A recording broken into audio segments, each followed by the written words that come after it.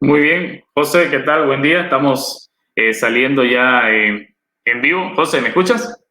Sí, te escucho. Buenos días o buenas tardes desde aquí, desde Valencia, España.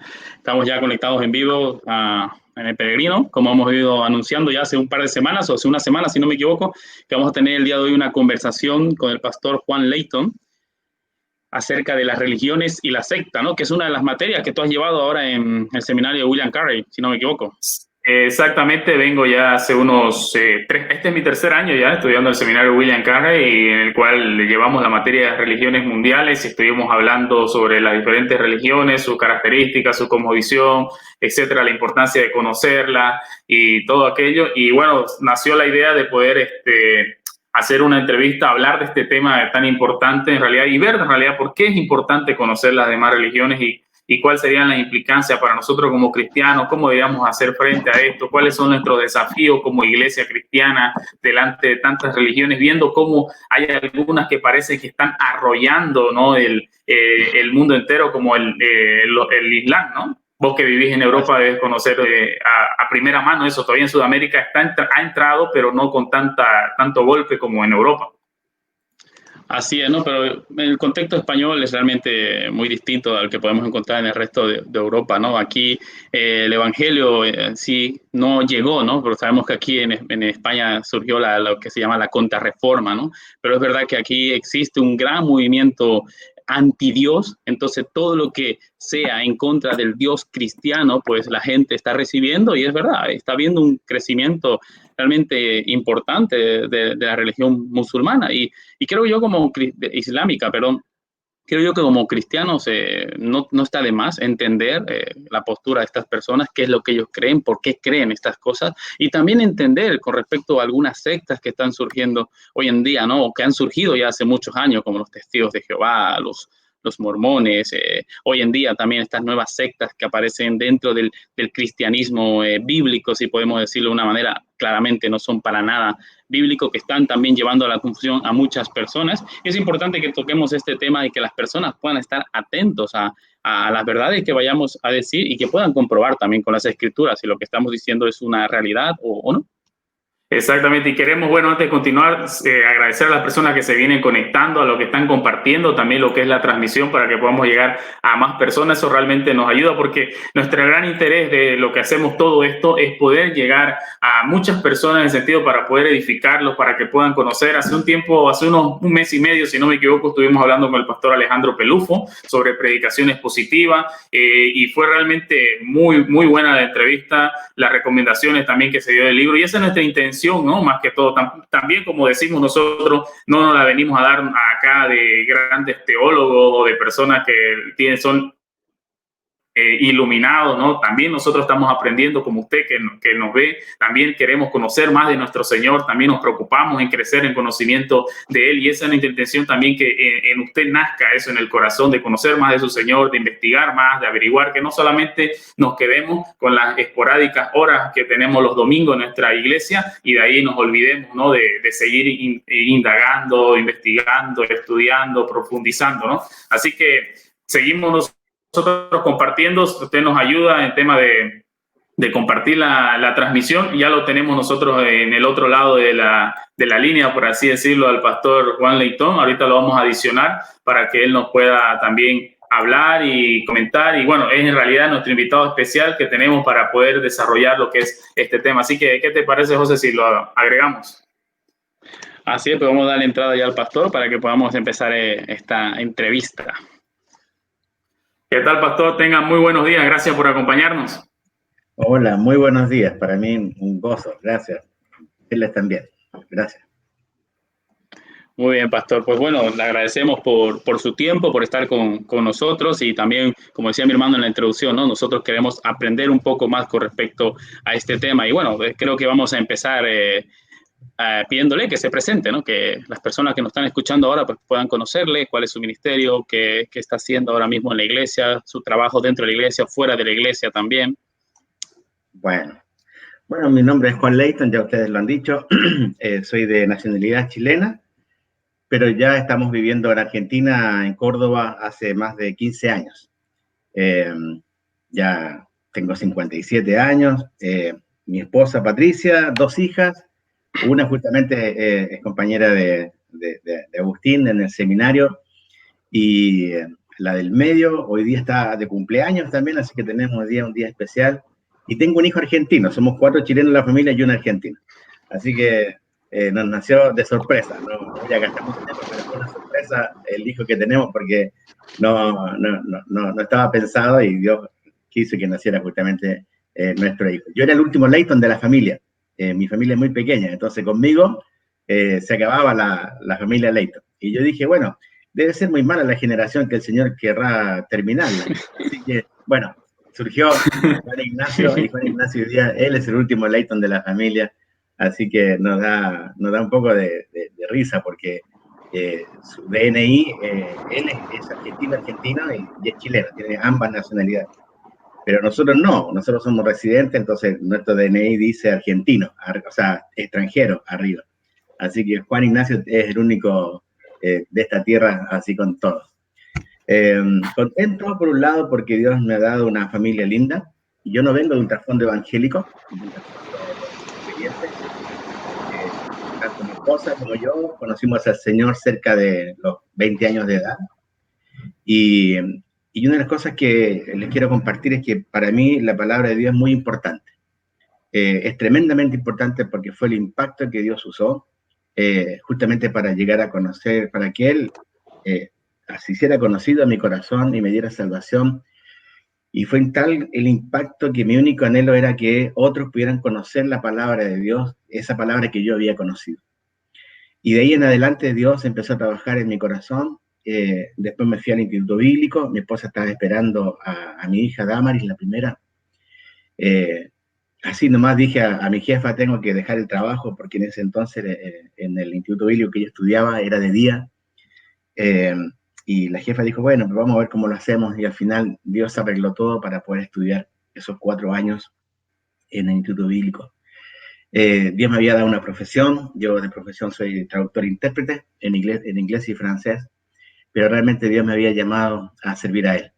Así que a partir de ese momento, del año 89 en adelante, comenzamos la carrera, yo empecé a estudiar y gracias a Dios que no ha parado hasta ahora. Hasta ahora ha sido poder servir a Él. Estuve en Chile sirviendo al Señor como pastor, prácticamente casi 12 años sirviendo al Señor allá, con pastorado en práctica y todo, también ordenado.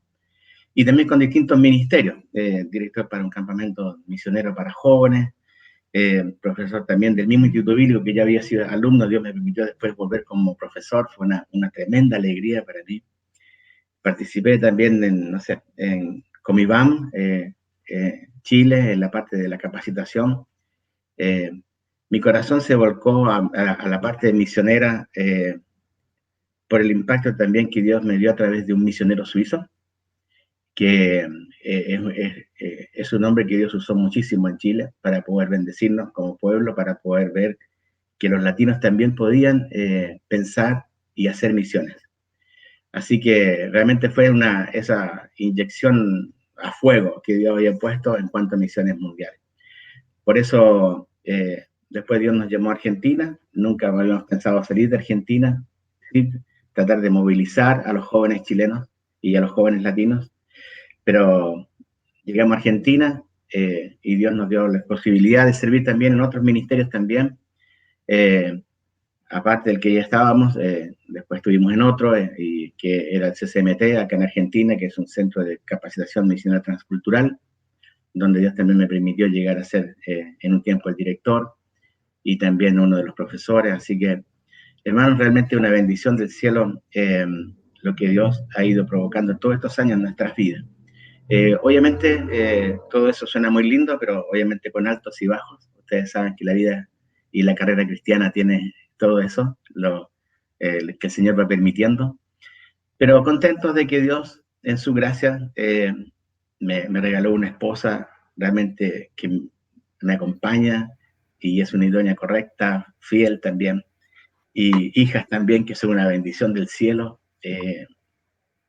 una bendición grande, y un hijo de 14 años que lo estoy pastoreando. Estoy, como dice el libro, estoy pastoreando, intento pastorear su corazón.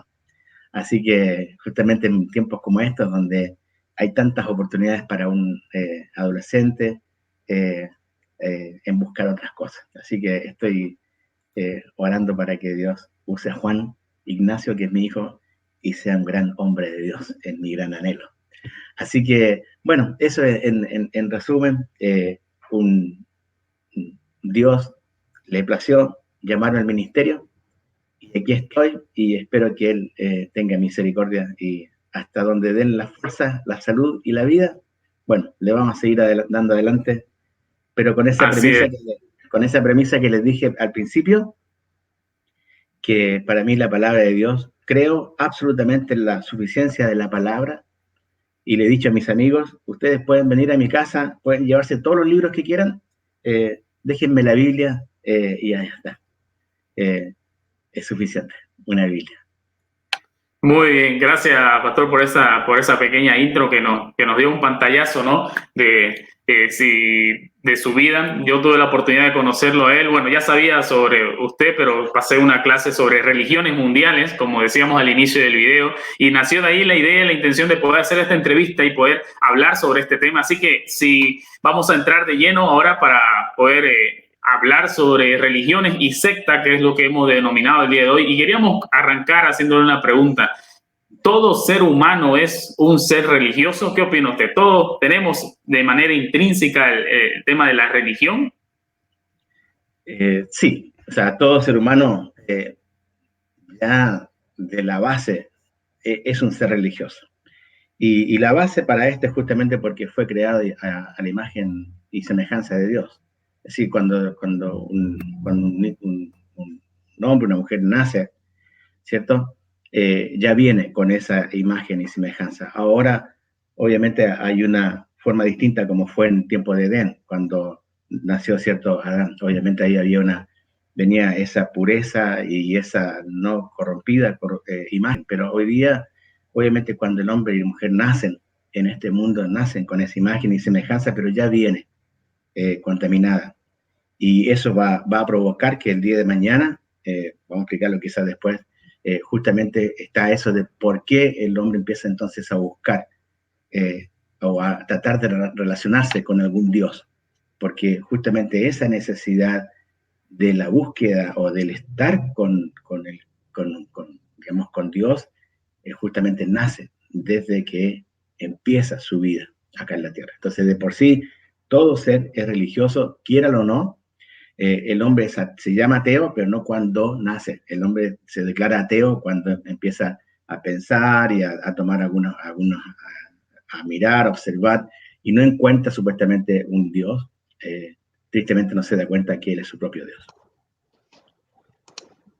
Así es, ¿no? Esto es algo bastante curioso, ¿no? Porque si nos ponemos a investigar todas las culturas de todos los tiempos de la humanidad, siempre han buscado adorar a un Dios, ¿no? No hay ninguna cultura que pueda decir que era atea, que no creía en un Dios, ¿no? Porque lo tenemos, como decía usted, ¿no? Y como dice también, debemos tener a la palabra del Señor como algo que está por encima de todo conocimiento, de toda verdad. La misma palabra nos dice, ¿no? Que todo ser humano entiende que hay un Dios, ¿no? Pero decide negar la existencia de ese Dios, como dice en Romanos capítulo 1, ¿no? Y esto nos lleva a otra pregunta, pastores. Entonces, ¿cómo podríamos diferenciar, como el tema religiones y sectas, diferenciar una religión de una secta? ¿Qué diferencia hace, digamos, o qué punto hace la diferencia, ¿no? en estas dos cuestiones? Bueno, como cuando uno empieza a analizar el tema de las religiones, uno se pone a pensar, bueno, ¿qué es lo que la Biblia nos dice? ¿Qué es lo que la Biblia nos guía en ese sentido?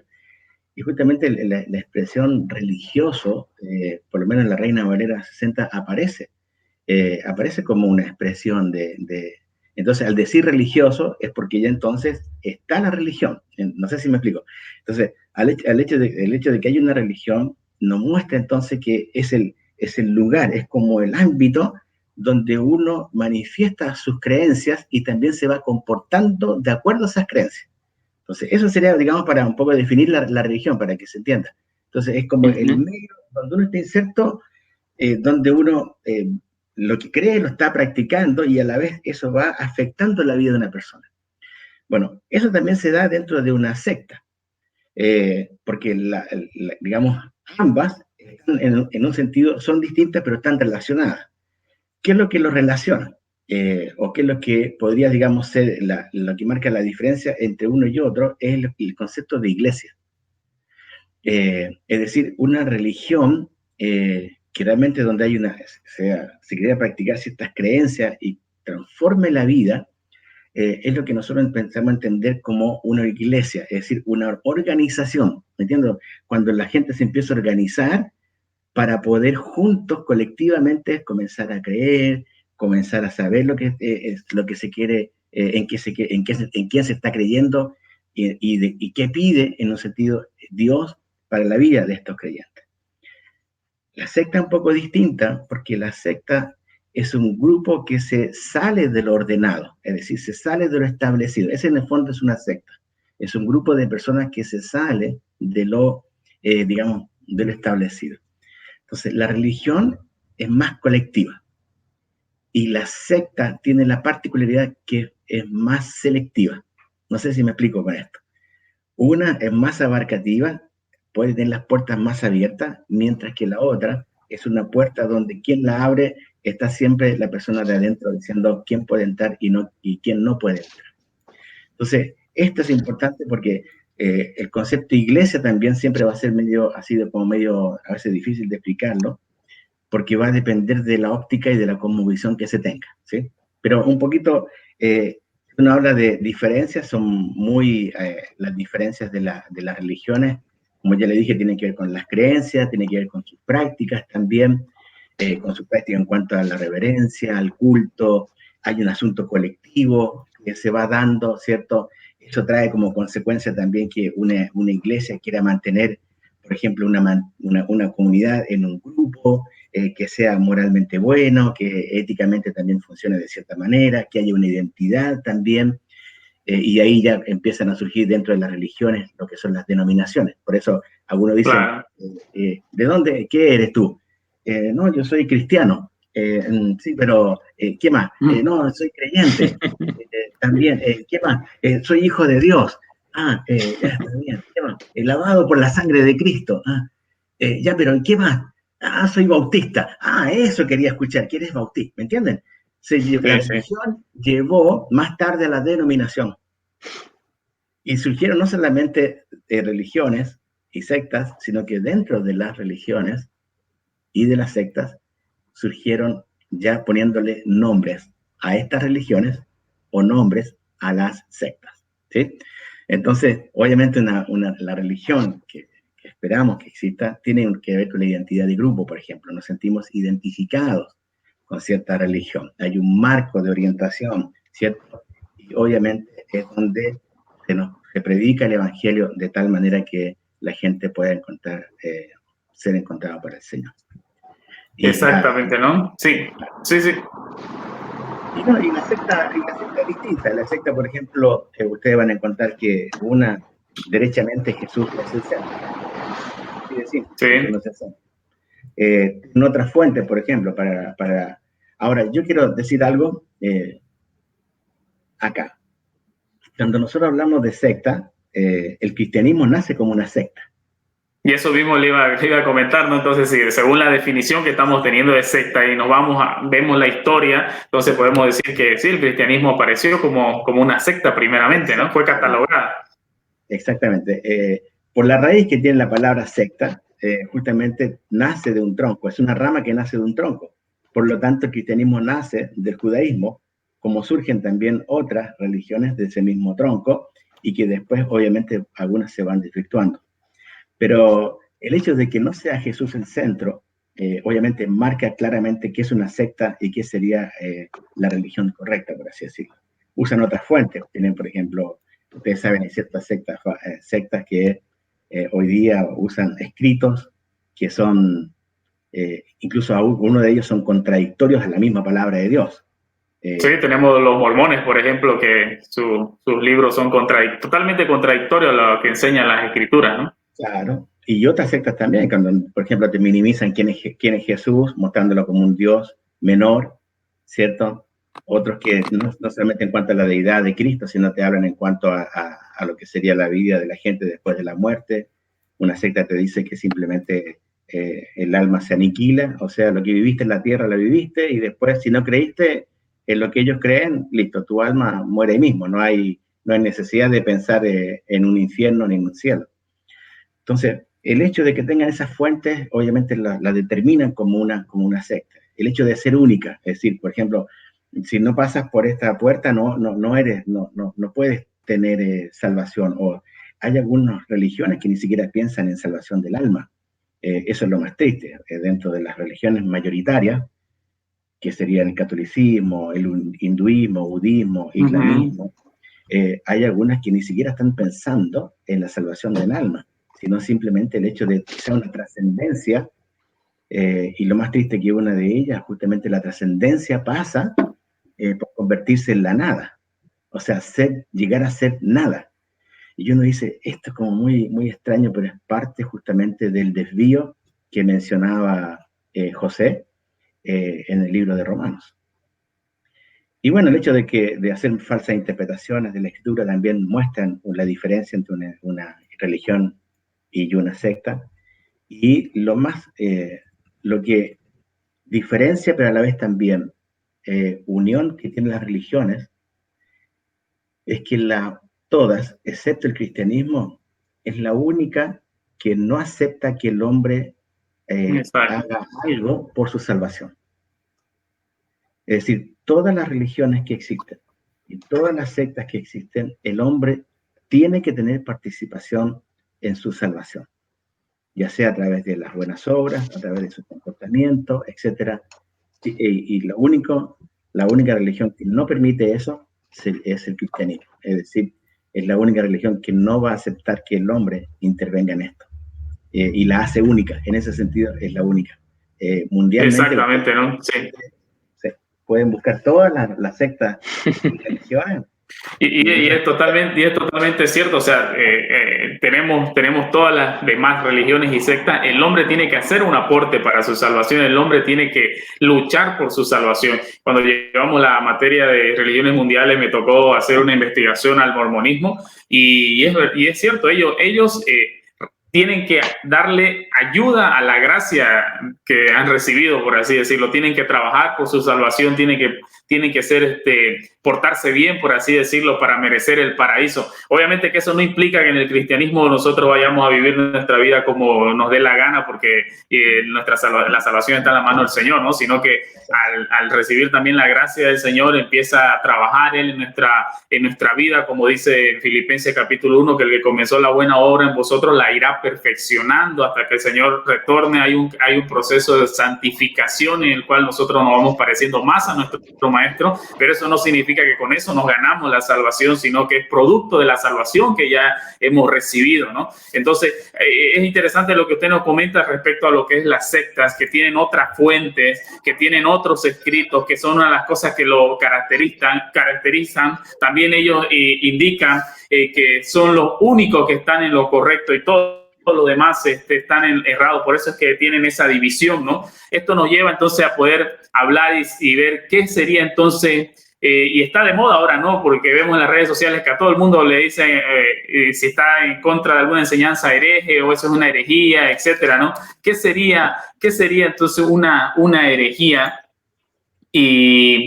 Y cómo nosotros podemos identificarla a una herejía, y también si puede hablarnos un poco cómo podemos nosotros combatirla, esa herejía, o cómo nos ayuda a nosotros como cristianos conocer sobre estas cosas para quizás cómo defendernos y aquello, ¿no? Bueno, eso es como interesante, el tema de la herejía, y también el tema de las sectas, porque van como unidas, incluso las religiones, como ya le decía, religiones mayoritarias que se conocen, porque dentro de todas ellas, digamos, para el mundo cristiano, nosotros tenemos una fuente que es la Escritura, como la base, ¿cierto?, doctrinal, de vida, de práctica también, de conocimiento de vida y de práctica. Entonces, cuando uno toma la Escritura y empieza a analizar lo que está alrededor, entonces es como, pareciera ser como ya más fácil para entender qué es una herejía. Pero tristemente nos encontramos que aún dentro del concepto conocido como cristianismo, se levantan también ciertas cosas que son herejes o heréticas. Y uno dice, pero ¿cómo si está dentro del cristianismo? Y uno dice, no, es que una cosa es que se hable del cristianismo y la otra cosa es que ¿dónde descubro que hay una herejía? ¿Cómo se descubre que hay una herejía? Y bueno, digamos, para hacerla muy, muy simple, la herejía es toda doctrina que va contraria a la palabra de Dios. Esa es como bien, digámoslo, simple, no simplista, sino que simple. Es todo aquella que se levanta como doctrina que va en contra, que se pone en contra de la palabra de Dios. Entonces, cuando uno entonces analiza eso y dice, bueno, si la palabra de Dios me está diciendo una cosa y este pensamiento me está diciendo otra cosa, entonces tengo la fuente real, que es la Escritura, la palabra de Dios, para saber si eso es verdad o no es verdad. Eso entonces nos lleva a identificar de una forma muy clara una secta o una herejía. ¿Por qué? Porque pasa por los argumentos. Cuando se estudia, ¿cierto?, la Biblia, uno entiende que toda interpretación tiene que venir desde la Escritura, ¿cierto? Toda la interpretación de ella para llevarla a una aplicación de ella. Por lo tanto, no podemos separar la aplicación de la interpretación de la Biblia. Bueno, hasta ahí estamos de acuerdo. Después tenemos otro argumento, que es el argumento extrabíblico. Primero el bíblico, después el extrabíblico. ¿Qué dice eso? Es cuando, por ejemplo, uno escucha a un predicador, a un maestro, coloca un ejemplo que tiene que ver con la historia.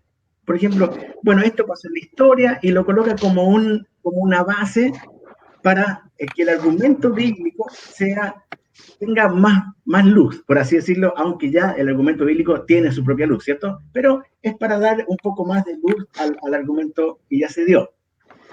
Ahora, ¿dónde empieza el problema? Empieza con el tercer argumento, y que es el argumento antibíblico. Es decir, aquí entra la herejía. En el segundo, en el extrabíblico, debemos cuidarnos de que la historia que se está tomando o los argumentos extrabíblicos no sobrepasen y no vayan sobre la Escritura. Sí. Hay algunos que lo hizo. Pablo tomó, por ejemplo, ciertos principios o ciertos escritores de afuera para decir algunas cosas. Entonces, eso es un argumento extrabíblico, que está bien, pero tiene un límite. ¿Dónde empieza el tema de la herejía, José? Justamente cuando se empieza a hablar de que es un argumento extrabíblico y también puede ser mayormente antibíblico, es decir, cuando ya es totalmente abierto a lo que la palabra de Dios nos enseña. Entonces, cuando uno empieza a darse cuenta de esto, uno entonces empieza a saber, esto es justamente una herejía cuando se convierte en un pensamiento anti-escritural. La segunda cosa es cuando uno se da cuenta que se escoge cierta doctrina en particular. Es decir, por ejemplo, hay ciertas sectas que toman, por ejemplo, toda la doctrina del Espíritu Santo y la hacen como que fuera la única doctrina de toda la Escritura. Y se basan toda su vida, todas sus creencias y todo su comportamiento en esa doctrina en particular, pero oscurecen el resto de las doctrinas. Mientras que para nosotros, los creyentes, la palabra de Dios implica una diversidad de doctrinas que van de la mano una de la otra y que en ningún momento se chocan. Al contrario, cada doctrina de la Escritura va a la par y va magnificando y glorificando mejor a Dios, mayor a Dios, ¿cierto? Bueno, en el caso de la herejía, se toma, por ejemplo, una cosa en particular. ¿Puedo colocar un ejemplo? Sí, claro, pastor. Hace tiempo atrás había una secta, no sé ahora si existe, se llamaba Solo Jesús. Bueno, Solo Jesús tenía esa particularidad, que se tomaba una parte de la Escritura y de esa parte de la Escritura se hacía todo el fundamento. ¿Sí? ¿Cuál era la idea? ¿Se acuerdan cuando el Padre dice acerca del Hijo, este es mi Hijo en el cual tengo complacencia, a él oíd? Bueno, cuando se escuchó la palabra a él oíd, estas personas dijeron, ahí está, esta es la base para nuestra fe. Y crean un grupo que se llama Solo Jesús. Entonces, ¿cuál era la idea? que todo rondaba en que el Antiguo Testamento no era tomado en cuenta y otras partes de la Escritura tampoco eran tomadas en cuenta, sino únicamente lo que Jesús había dicho.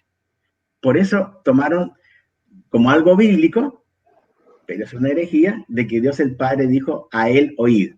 O sea, escuchen solamente lo que Jesús dijo, ¿entienden?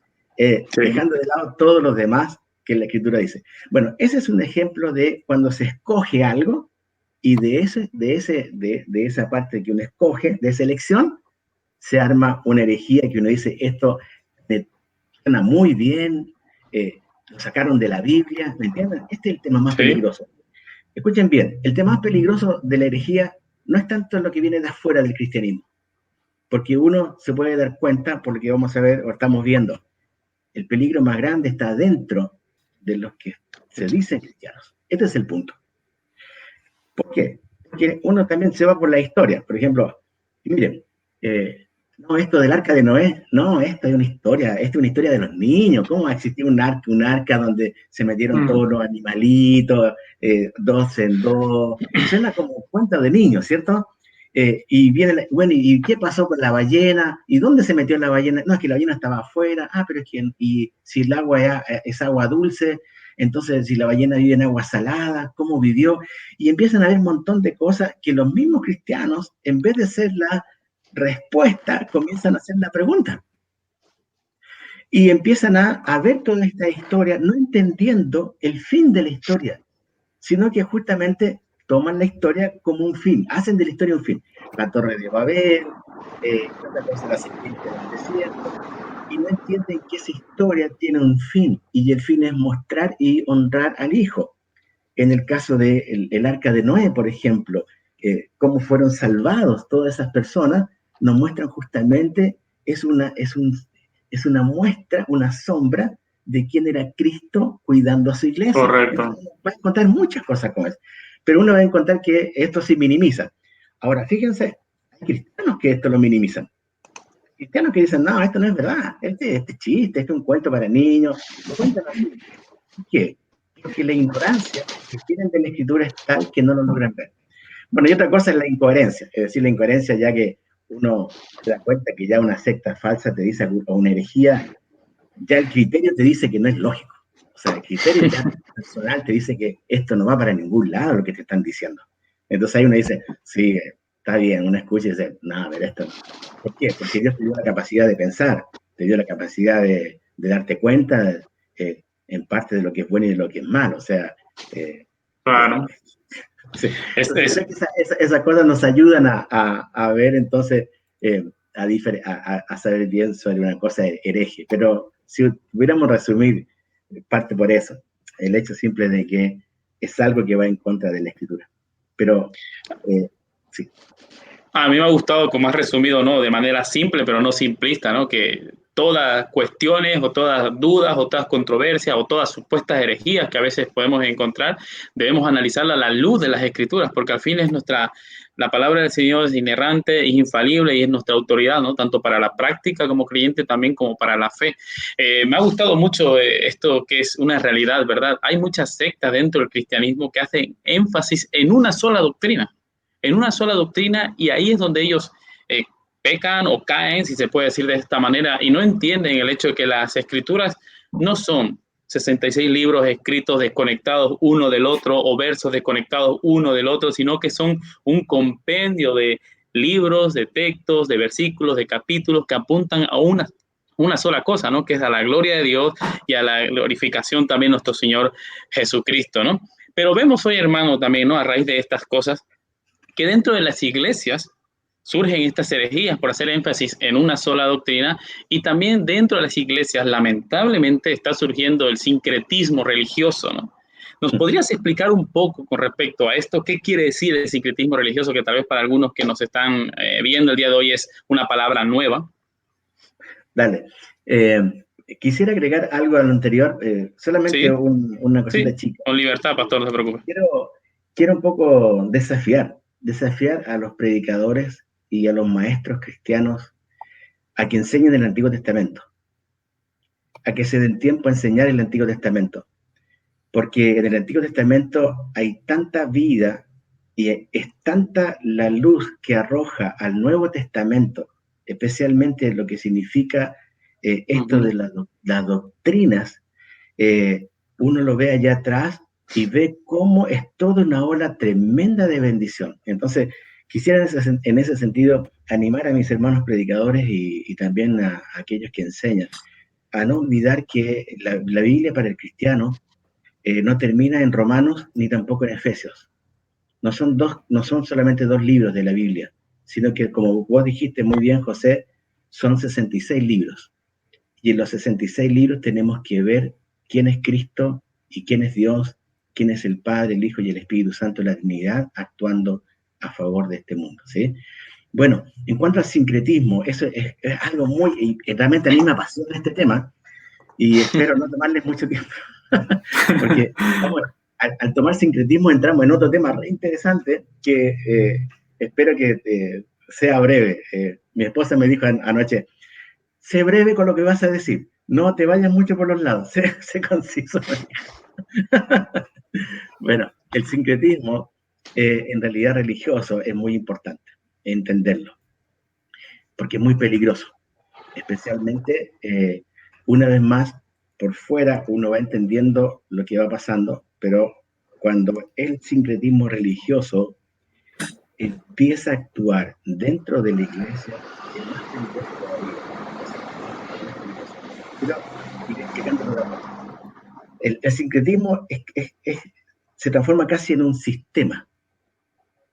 No es una religión, sino que es un sistema que a veces puede ser religioso o también filosófico. ¿Y cuál es la idea? ¿Qué es lo que pretende? Pretende conciliar distintas doctrinas y prácticas diferentes. Eso, digamos, sería el tema.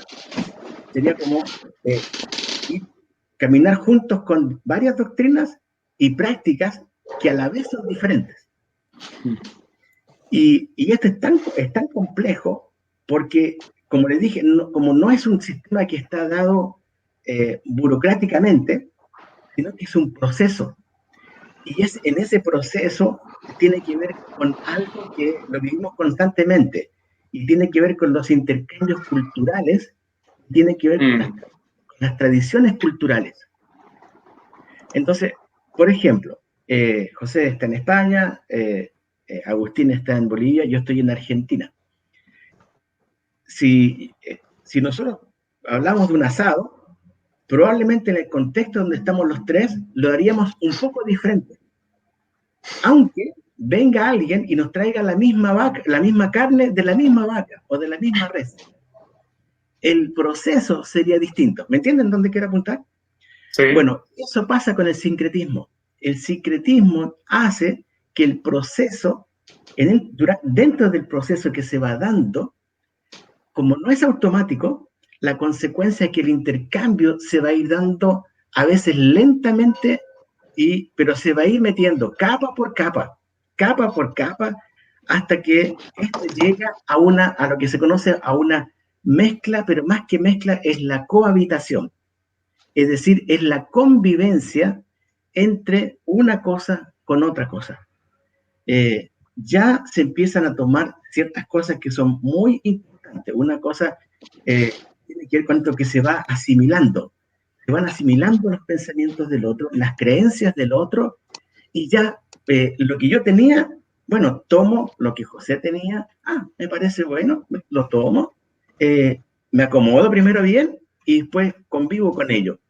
Después esto lo toma José, lo toma Agustín y dice, bueno, esto también está bueno, podría servir a mí también, y lo toma para sí, y se va creando un proceso de convivencia o de cohabitación que se llama. Entonces no es algo forzado, entonces es algo que se da de manera natural. Por eso que no hay resistencia. Es el tema, que cuando empieza algo sincrético no hay resistencia porque parece que está todo bien. Parece que, está bien. Si tiene un ribete cristiano, mejor todavía. O si tiene un ribete, por ejemplo, que no es cristiano pero que no causa daño, tampoco hay problema. ¿Vieron, por ejemplo, el tema del incienso? Voy a colocar un ejemplo. Bueno, Y se usa en muchos lugares el incienso. Exactamente. ¿Desde cuándo en las casas cristianas hay inciensos? De hace un par de años atrás, o de hace una década, no sé cuánto tiempo atrás, pero se fue colocando como algo, se fue acomodando, ¿entienden? Ahora, el saumerio, o el incienso, tiene un ribete religioso.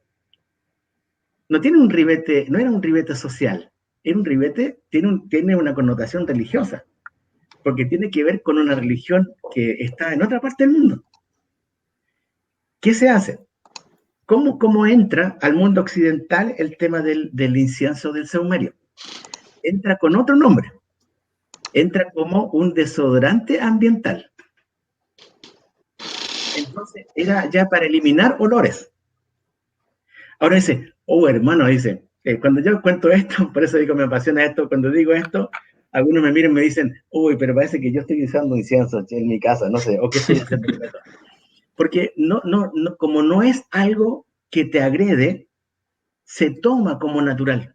Pero uno no se pregunta de dónde nace todo esto.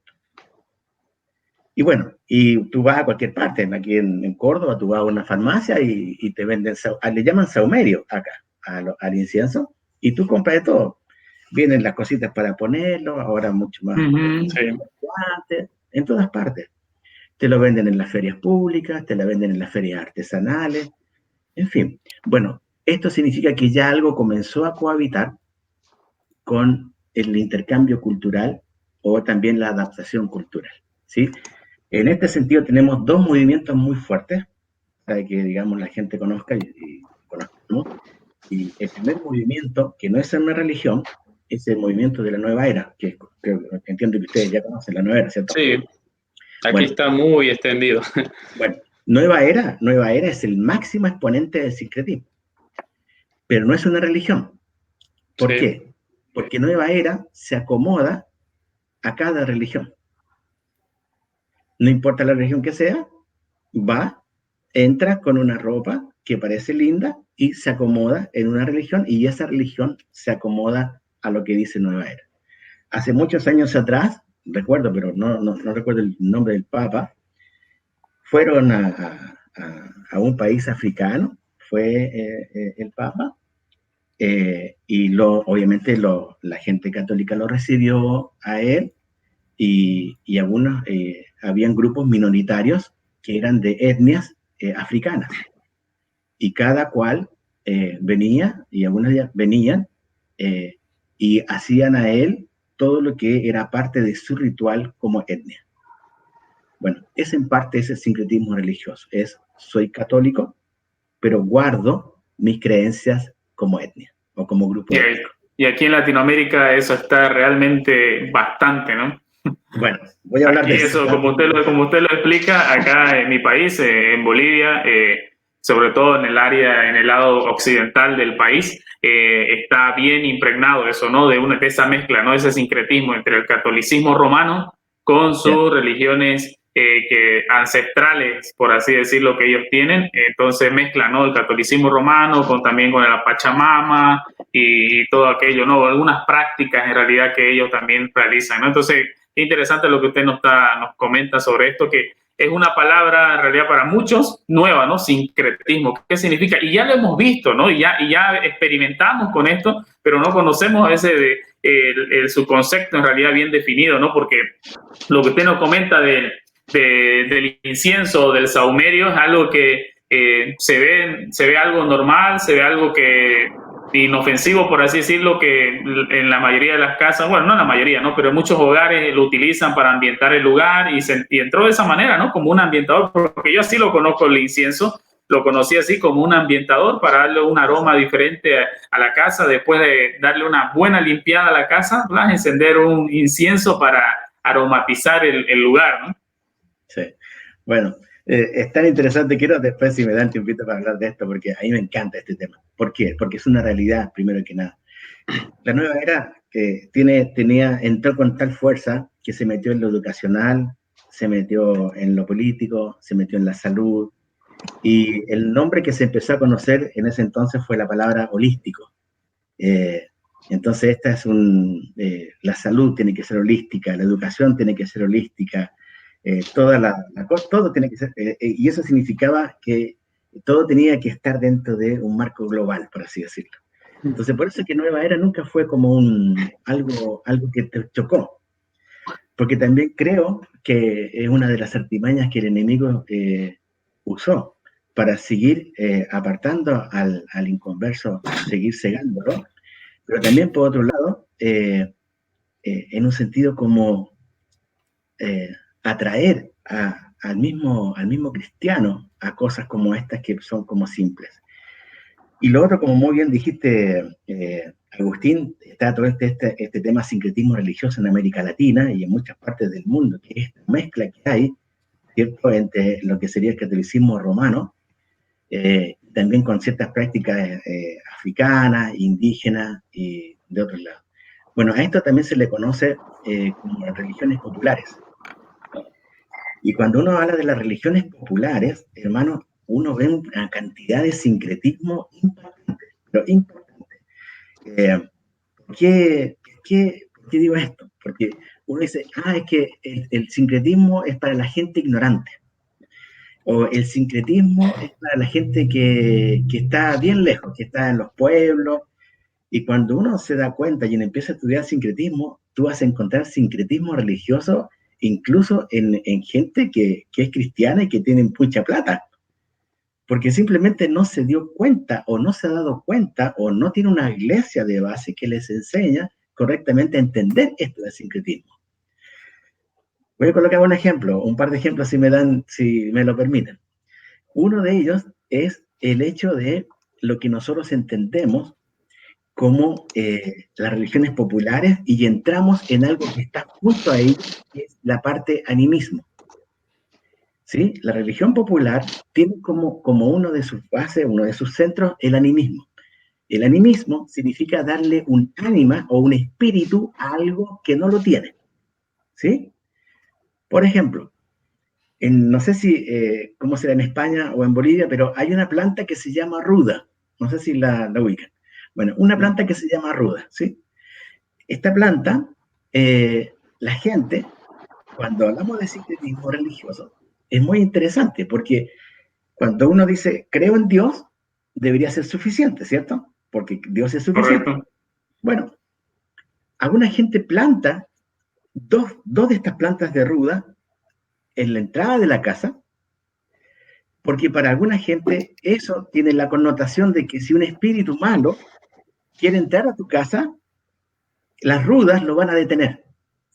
¿Y cómo se da cuenta la gente? Es porque la ruda se secó, porque la planta se secó.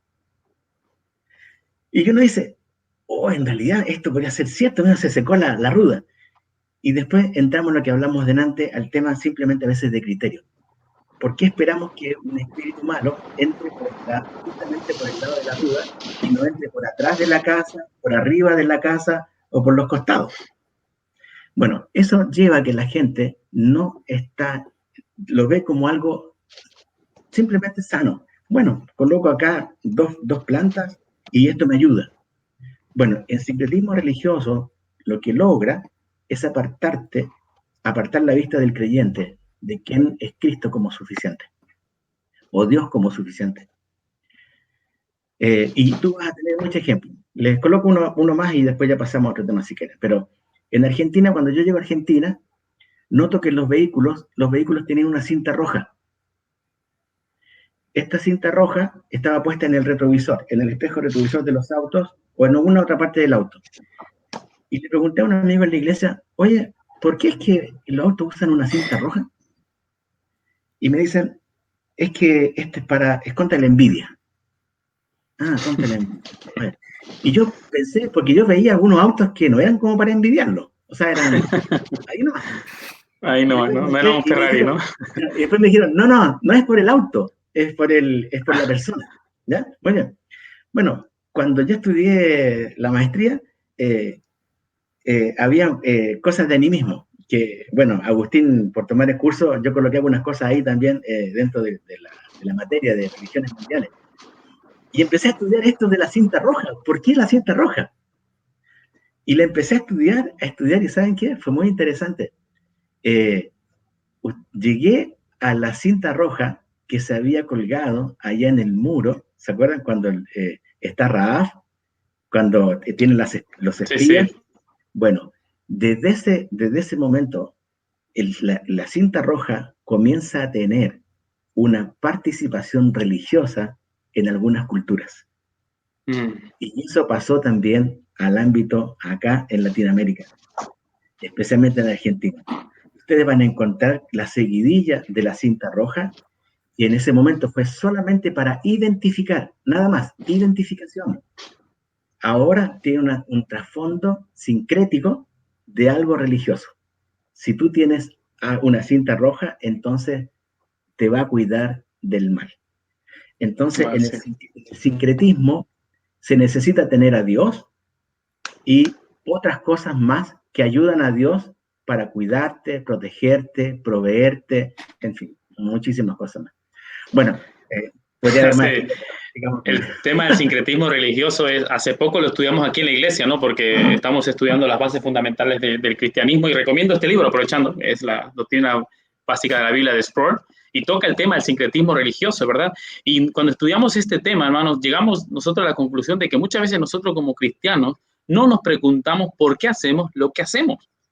Entonces, yo vengo, por ejemplo, creo que, no voy a decir todos, pero la gran mayoría de cristianos que conocemos la verdad venimos de un contexto neopentecostal o carismático, ¿no? De lo que nos han enseñado muchas veces. Yo recuerdo cuando estaba en aquella iglesia, no entendía lo que significaba la palabra sincretismo, pero empecé a analizar por qué yo hacía en esta iglesia lo que yo hacía. ¿Por qué nos íbamos a unos campamentos donde nos hacían regresiones al pasado o que le llaman encuentros? Y descubrí que eso era una práctica católica romana que la habían conciliado con el cristianismo para dar resultado, ¿no? ¿Por qué yo tenía que confesar siempre lo positivo, lo positivo, lo positivo para volverlo realidad? Y descubrí que era una doctrina oriental, o sea, de una religión oriental que la habían unido con el cristianismo. Y realmente me di cuenta que el sincretismo es algo tan sutil, ¿no? Algo que parece que no hace daño aparentemente, como hoy en día vemos también aquí en Europa, no sé si será así en Argentina o en Bolivia, que muchos cristianos practican yoga. Todos los días van a sus clases de yoga, pensando que no, son simplemente movimientos físicos. No, el yoga no lo puedes separar de lo religioso. El yoga en sí es religión, no lo puedes separar, ¿no? Y ahí entra la cuestión, ¿no? No tenemos a las escrituras como única fuente de autoridad absoluta para práctica y fe, y no nos preguntamos por qué hacemos lo que hacemos.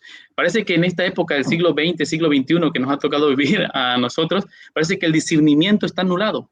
Parece que no se puede juzgar, no se pueden analizar las cosas porque rápidamente somos llamados religiosos, juzgones, faltos de amor, cuando en realidad juzgar es buscar agradar al Señor, haciendo aún en nuestras iglesias prácticas que le agraden al Señor y que el Señor demande.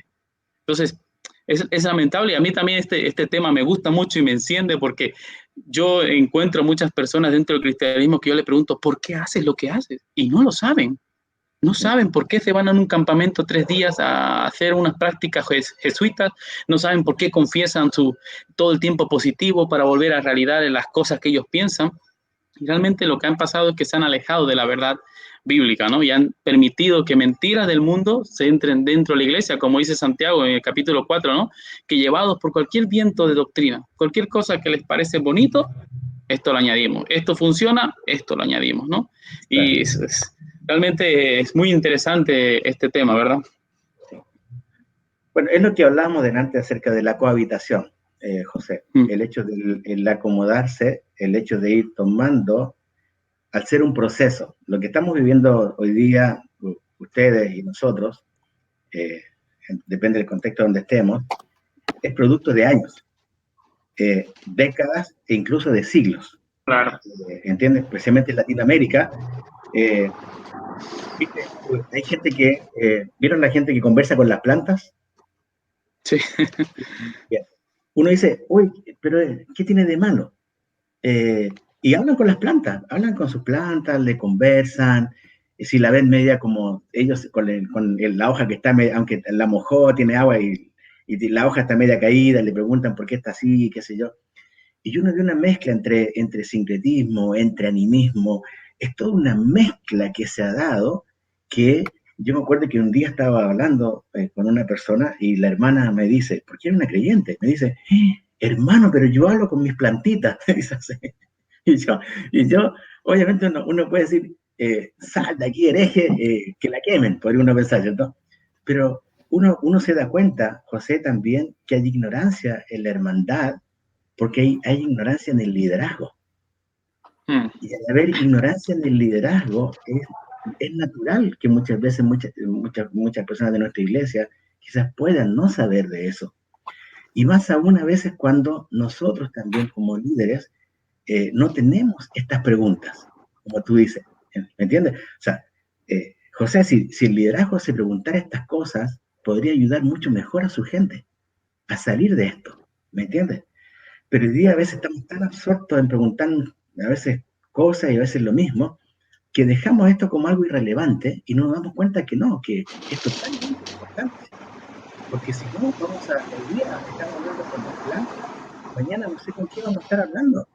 Y yo le dice, hermana, pero usted está en una herejía. Y es verdad, pero por otro lado, esa persona es así porque es ignorante. Entonces, una de las labores que creo que tenemos como desafío importante en este siglo XXI, uno de ellos justamente colocar la Biblia delante de la hermandad para que la pueda entender, conocer, y conocer que Cristo es suficiente y que la palabra es suficiente y que no necesito la superstición, porque a todo esto se une la superstición. Y ustedes saben que la superstición no es solamente de la gente ignorante o de la gente de poca plata o la gente pobre. La superstición tiene que ver incluso con la gente rica. Yo conocí a un hombre, conozco no precisamente a un hombre que tiene que usar debajo de su anillo de boda un par de palos, un par de palitos, para poder saber que le va a ir bien. Es un hombre multimillonario.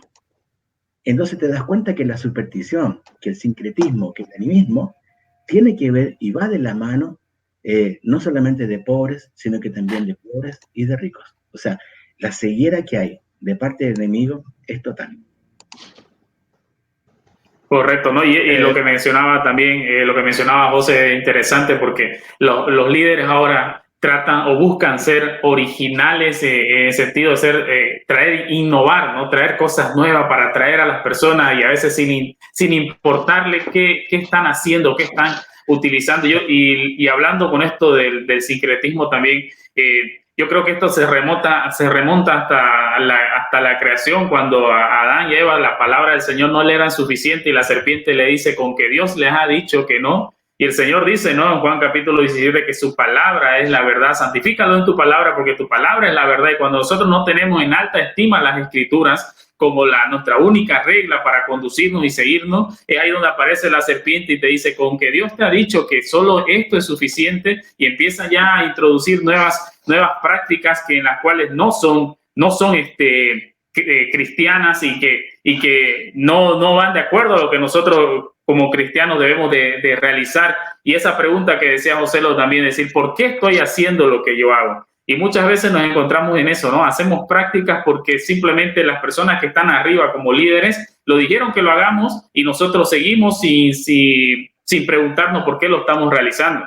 Ahora, pastor, tenemos nosotros algunas personas que se han venido conectando y agradecemos también a aquellos que han venido compartiendo lo que es la transmisión, dándole like también al video que estamos haciendo, y quiero dar unos segundos para saludar a las personas que han venido comentándonos el video, como Cecia Gusto, Erika, también tenemos a Dana, a Sara Pardo, perdón, a Elizabeth, a Scott, que se ha conectado y dice hola Juan, dijo, y después escribió Aguante Blooming, que es un equipo de fútbol de acá, pero creo que no conoce mucho de fútbol, Scott, así que también a Cristian María, Antonio Durán, también que es de la ciudad de Santa Cruz, a David Eduardo Martínez, que es otra persona otro hermano que estudia en el seminario, también hemos comenzado juntos.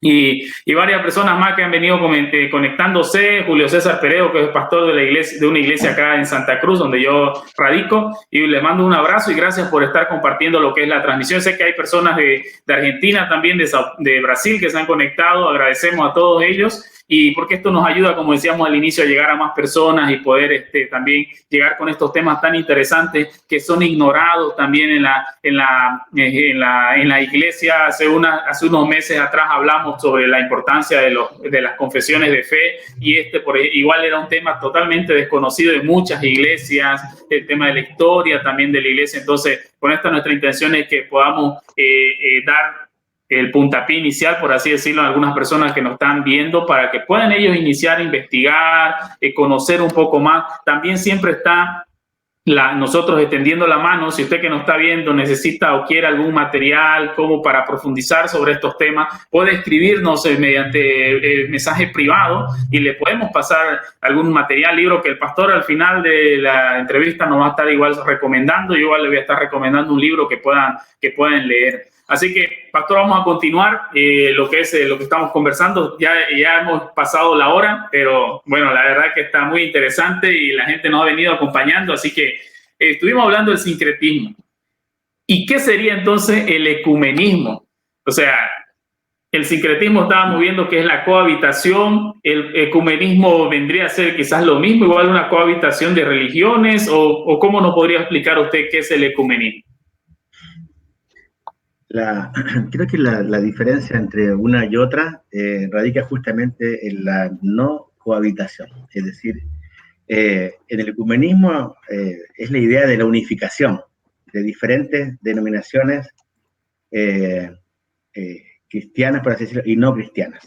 Digo esto porque ya el ecumenismo, cuando se empieza a dar, tiene que ver ya la parte religiosa, hablemos, tiene que ver con la parte ya doctrinal, tiene que ver con su historia, tiene que ver con la tradición también. Entonces es la unificación de las diferentes denominaciones cristianas y no cristianas. Esto se empezó a dar en forma tan potente que se empezó a cambiar el nombre.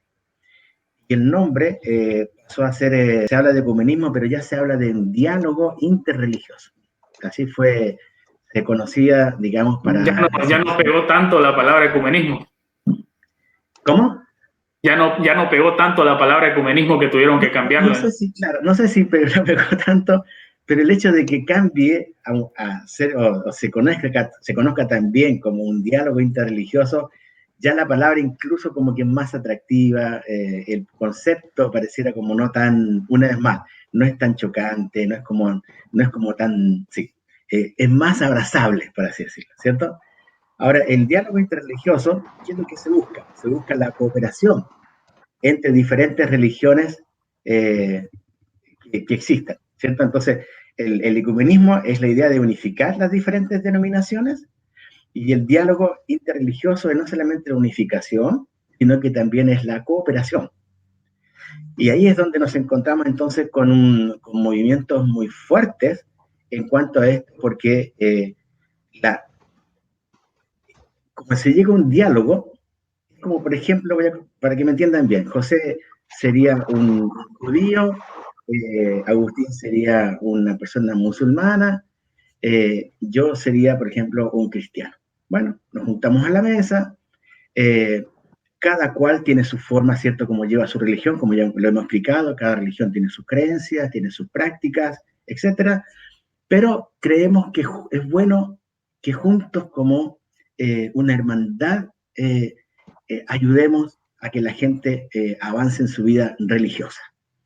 Entonces, una persona musulmana, una persona judía, un cristiano, y de otros más que podemos sumar, si queremos sumar, hacemos un diálogo interreligioso.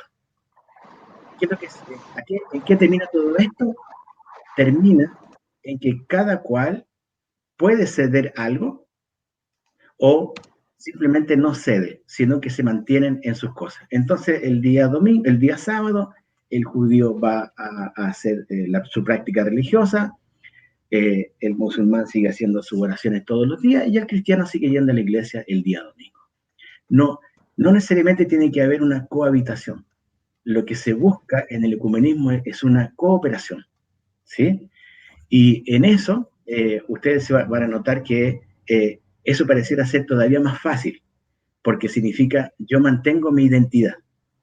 Tú mantienes tu identidad, él mantiene su identidad, y juntos cooperamos para que este mundo sea mejor, por así decirlo.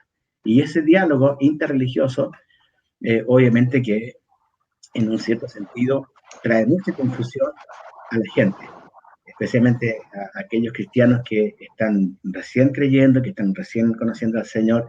Es como, pero ¿qué tiene de malo entonces que estemos juntos? Y uno dice, ¿cuál sería lo malo? Y vamos, una vez más, nos vamos a la Biblia y vamos a encontrar, por ejemplo, que de los tres que estamos aquí representados de una cierta religión mayoritaria, vamos a encontrar que van a ver a Cristo, dos de ustedes van a ver a Cristo no como cristianos. Y ese tema probablemente no va a ser el más importante en ese diálogo interreligioso. Porque si ese tema es el punto de base, entonces ya no va a haber diálogo. ¿Entienden? No va a haber diálogo. Porque significa que yo debería ser que tú creyeras en Cristo realmente como la Escritura dice y José también. Entonces acá es donde el diálogo va a tocar cosas que no tienen que afectar la religión de base, las creencias de base. Porque si no, ya tú te estás metiendo en mi identidad. Entonces, lo que hace el ecumenismo es que cada cual mantiene su identidad. Eso hace, cada cual mantiene su identidad, pero queremos hacer un mundo mejor, hagámoslo mejor. Pero ustedes saben que un mundo mejor no se hace por lo externo. El mundo va a ser transformado únicamente por Cristo, ¿cierto? Que es nuestro Señor. Entonces, entendemos que ya no puede haber diálogo ecuménico hablando de un cristiano. Porque si se está dejando a Cristo a un costado, entonces no tendríamos razón de llamarnos cristianos. Entonces, por eso que el ecumenismo entró de una forma también que no es tan chocante, porque, hermano, pero si queremos juntarnos simplemente para ayudarnos, para cooperar, entonces suena bien, pero al final de cuentas se va dejando la base de lado, se va dejando toda la base de lado, especialmente la base redentora de Cristo Jesús. Así es, no podemos vender la verdad por el simple hecho de tener una unidad, ¿no? Eso no es negociable, el Evangelio de nuestro Señor Jesucristo en pos de perseguir la unidad. Y es lamentable ver esto. Aquí en mi ciudad, por ejemplo, existe una iglesia bautista que tiene más de 100 años de historia, ¿no? Y hace unos años organizó el mejor encuentro ecuménico que se podía ver aquí en la ciudad, católicos, musulmanes, mormones, testigos de Jehová, cogidos de la mano orando a Dios. No sé a qué Dios, porque el mío no era, pero orando a Dios en pos de la unidad, en pos de la paz, en pos de no al racismo, no a la discriminación, vendiendo la verdad por estos valores que como cristianos también estamos en contra de estas cosas, ¿verdad? Pero no a precio de la verdad del Evangelio de nuestro Señor Jesucristo, ¿no? Y quería hacerle una pregunta, pastor, con respecto a las religiones, ¿no? ¿Es necesario que nosotros entendamos el panorama de cada una de las religiones que hay por allí? O en este caso, por ejemplo, como el Islam, que es la religión que está creciendo más en todo el mundo, ¿no? Sobre todo en Europa. Es necesario que nosotros conozcamos sus aspectos, es necesario que nosotros veamos también cómo ellos se desenvuelven, no solamente dentro de sus mezquitas, como ellos llaman, sino también en su aspecto social y político, y cómo podríamos nosotros a ver que un cristiano o que la iglesia de Cristo poco a poco se ha ido retirando de la sociedad y se ha ido encerrando en la iglesia, ¿no? No sé si me he podido explicar bien con la pregunta. Sí. Bueno, creo que lo primero, yo cuando comenzábamos, yo les contaba el impacto que yo tuve de Dios a través de su palabra, ¿cierto? Y ese impacto hasta el día de hoy está, el hecho de poder ir a la palabra y seguir maravillándote de lo que escrito está, de lo que hizo el Señor, de cómo el Señor actúa, de cómo realmente esto es una bendición del cielo. Entonces, creo que el primer punto para mí, José, importante, es que un cristiano conozca la Biblia. Este es el primer punto para mí, muy importante.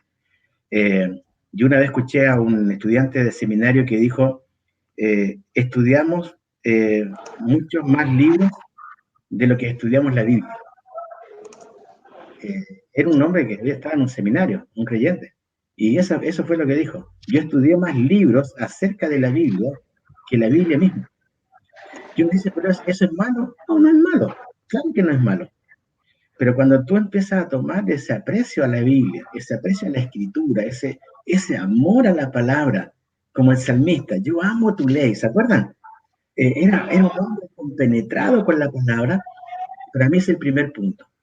Y como segundo punto viene el hecho que tú has mencionado, lo importante de conocer el resto de la gente. Conocer lo que está pasando. Esto se llama cosmovisión. Si uno le quiere colocar un nombre técnico, es cosmovisión. Es qué hacen los demás, por qué lo hacen, por qué creen en lo que creen, por qué actúan como actúan, por qué se gastan como se gastan. Entonces llegamos a un punto donde sí es importante conocer, porque nos ayuda a nosotros, José, nos ayuda a que nosotros sepamos entonces bíblicamente cómo ir y decir a una persona que está equivocada, mira, pero no lo viste desde este punto de vista, o nos ayuda a una evangelización correcta también. Nos ayuda incluso a aumentar nuestra fe, en el hecho de decir, no, yo sé en quién he creído, como dijo el apóstol Pablo, yo sé en quién he creído. En base a qué lo dice el apóstol Pablo, lo dice al previo conocimiento que tenía y también al conocimiento que estaba teniendo a través de Cristo. Y obviamente nos ayuda a entender que nuestra responsabilidad ante el Señor es mayor. Entonces, es muy importante que nosotros conozcamos lo que está pasando a nuestro alrededor. Y si me permiten, quiero leerles un pasaje nomás cortito, hacer una pequeña reseña. Está en Hechos 17, 22 y 23. Es un pasaje clásico en cuanto al hecho de que tú has mencionado. ¿Qué hago con lo que está alrededor? ¿Cómo me doy cuenta? Miren, Hechos 17, 22 dice, entonces Pablo, puesto en pie en medio del areópago, dijo, varones atenienses, en todo observo que sois muy religiosos, porque pasando y mirando vuestros santuarios, hallé también un altar en el cual estaba esta inscripción, al Dios no conocido, al que vosotros adoráis, pues sin conocerle, a quien yo os anuncio. Y acá tenemos justamente lo que tú preguntas. Pablo fue un hombre que conocía el Antiguo Pacto o el Antiguo Testamento, por así decirlo. Comenzaba a Cristo a darle la revelación de su persona, y Pablo después sabemos cómo empieza a escribir también a las distintas iglesias, pero acá hay algo que me llamó siempre la atención. Dice, Pablo puesto en pie en medio del areópago, dijo, varones atenienses, está hablando a los atenienses, y dice tres cosas importantes en este versículo. Dice, en todo. O sea, Pablo se da cuenta de su cosmovisión. Dice, en todo, y luego hace algo importante. Dice, en todo observo.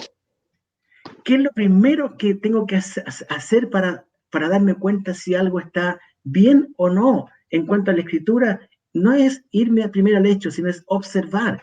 Observar qué están haciendo. Y Pablo dice, en todo observo que sois muy religiosos. Y ahí llegamos a la primera pregunta que hizo Agustín. Si el hombre en sí es religioso o no, y la respuesta está dada también acá en el Nuevo Testamento. El hombre es muy religioso. Pablo lo dice. ¿Y acá qué hace Pablo? Pasando y mirando vuestros santuarios. No solamente un Dios había ahí, habían distintos santuarios, o sea, había más de un Dios.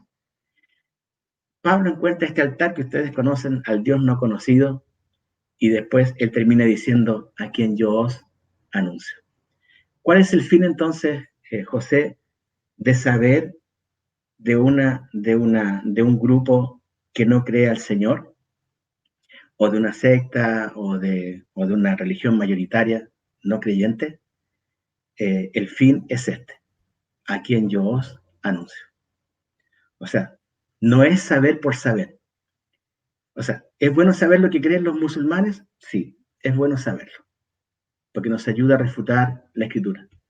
Pero más importante, y junto con la refutación, tiene que ver con esto, a quien yo os anuncio. O sea, el corazón del creyente tiene que ser tan misericordioso como Cristo lo tuvo con nosotros. Yo vengo del catolicismo. Yo era un católico, al punto que en un momento de mi vida llegué a pensar que quería ser un cura. Ahora Dios tenía otros planes, gracias a él. Mi esposa en un momento quería también ser monja, también Dios cambió sus planes, así que nos casamos bajo Cristo, y eso es una bendición del cielo. Pero hermanos, cuando estudiamos sectas, a veces lo que yo noto en muchos creyentes es un asunto peyorativo. ¿Y saben por qué lo hacen? Porque no los conocen, no saben la base de juicio correcto. ¿Cuál es la base de juicio correcto? Miren el apóstol Pablo. Pablo en ningún momento acá hace un juicio a su fe, sino lo que el apóstol Pablo hace, él como creyente se da cuenta en todo. Observo que ustedes son muy religiosos y acá está la solución, en este altar al Dios no conocido. Y saben, yo a este Dios les voy a anunciar. Este es el fin de conocer las religiones y las sectas falsas. ¿Entienden? El fin es que Cristo sea proclamado. Si el fin es que el creyente sepa en la A y la B y la C y todas las letras de una secta para gloria de su conocimiento, entonces falló al principio original de Dios. El principio original es: conozco para presentar a Cristo.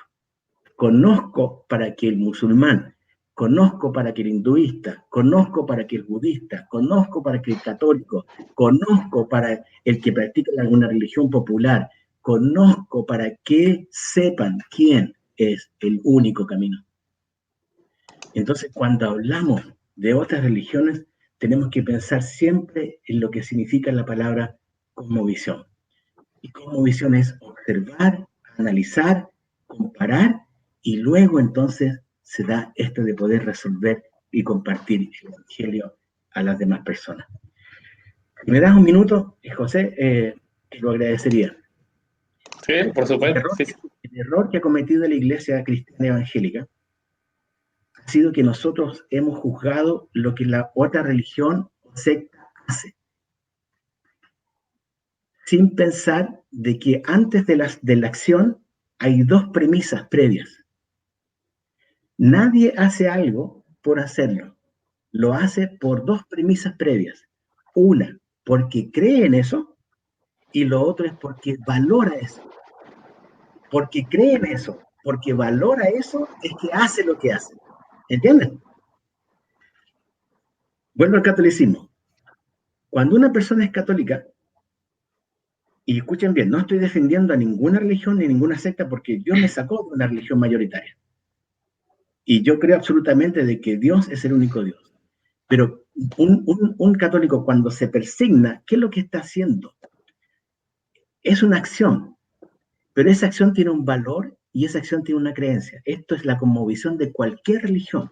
Es lo que hace un musulmán que tiene una cuelga con distintas canicas y que va orando y moviendo cada una de ellas a su tiempo.